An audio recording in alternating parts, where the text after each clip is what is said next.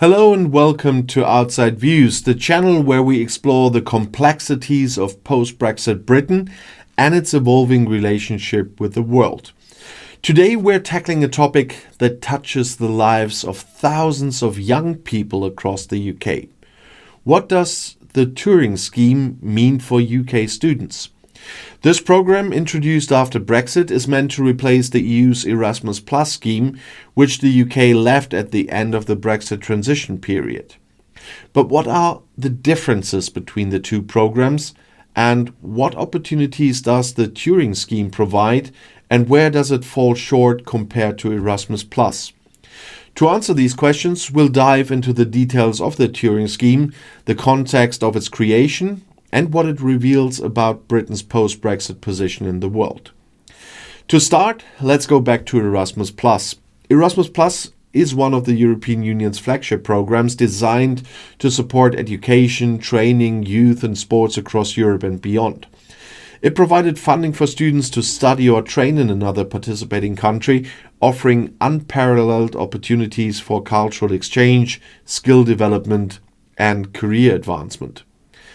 The UK joined Erasmus in 1987, and for decades British students benefited from the program, studying and working across the EU without the need for visas or additional bureaucracy. In turn, the UK hosted thousands of European students, creating a vibrant exchange of ideas and cultures. So why did Britain leave Erasmus Plus? The decision was made during the Brexit negotiations under Boris Johnson's government. Ministers argued that the programme was too costly and claimed the UK could design a better, more global alternative. Critics, however, saw the move as a politically motivated choice to distance Britain from the EU. They warned that leaving Erasmus Plus would limit opportunities for UK students, reduce Britain's attractiveness as a destination for international students, and weaken cultural ties with Europe. In response, the UK government announced the Turing Scheme, named after the mathematician Alan Turing, as a replacement. The scheme promised to offer similar opportunities to Erasmus Plus, but with a global focus, allowing students to study or work in countries outside Europe. The government allocated £100 million to the programme, aiming to fund around 35,000 students annually. On paper, it sounded ambitious, but how does it compare in practice?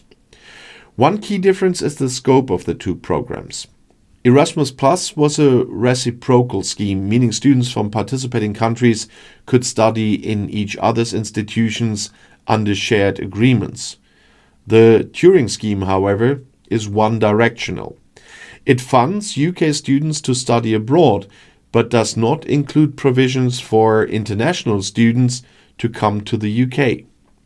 This lack of reciprocity limits the cultural exchange that was a hallmark of Erasmus Plus and reduces the UK's appeal as a global hub for education. Another difference lies in the financial support provided. The Turing Scheme offers grants to cover living costs, which vary depending on the destination. For placements lasting 4 to 8 weeks, students can receive between £120 and £136 per week. For longer placements, they can receive between £335 and £380 per month. Additional funding is available for disadvantaged students to help with travel costs, visas, and health insurance.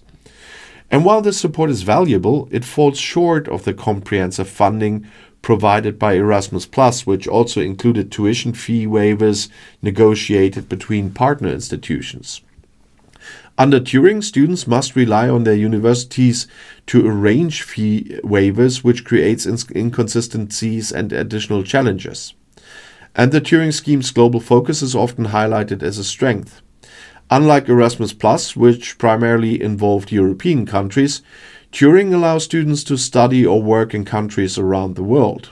And this opens up opportunities in regions like North America, Asia, and Africa, broadening the horizons for UK students. However, critics argue that this global ambition has not been matched by sufficient funding or infrastructure to ensure its success. For example, while Turing encourages global placements, The cost of living and travel to far-flung destinations often exceeds the grants provided, making it inaccessible for many students. Another significant challenge is the bureaucracy introduced by Brexit. Under Erasmus Plus, UK students could travel and study across the EU without needing visas or additional paperwork. Now, students participating in the Turing Scheme must apply for visas to study in EU countries as they would for other destinations outside Europe. And this adds time, cost and complexity to the process, particularly for students planning longer placements. And while the scheme provides some financial support for visa costs, it doesn't eliminate the barriers created by the UK's departure from the EU.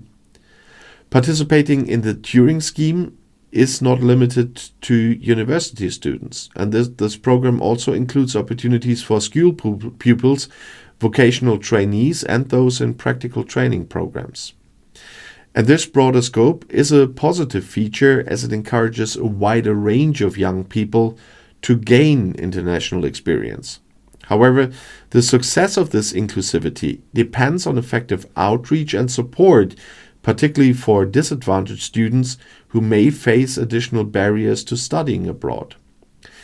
Despite its shortcomings, the Turing Scheme represents an attempt to keep the door to international opportunities open for UK students. But its limitations highlight the broader consequences of Brexit for education and cultural exchange. By leaving Erasmus Plus, Britain has lost access to a well-established, well-funded program that facilitated collaboration and mobility across Europe.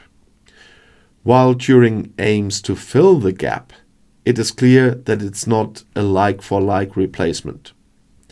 So, what does the Turing Scheme mean for UK students today? For those who can navigate its challenges, it offers valuable opportunities to study or work abroad, broaden their horizons, and gain new skills. But for many, the financial and logistical barriers may prove insurmountable, limiting the scheme's impact and accessibility.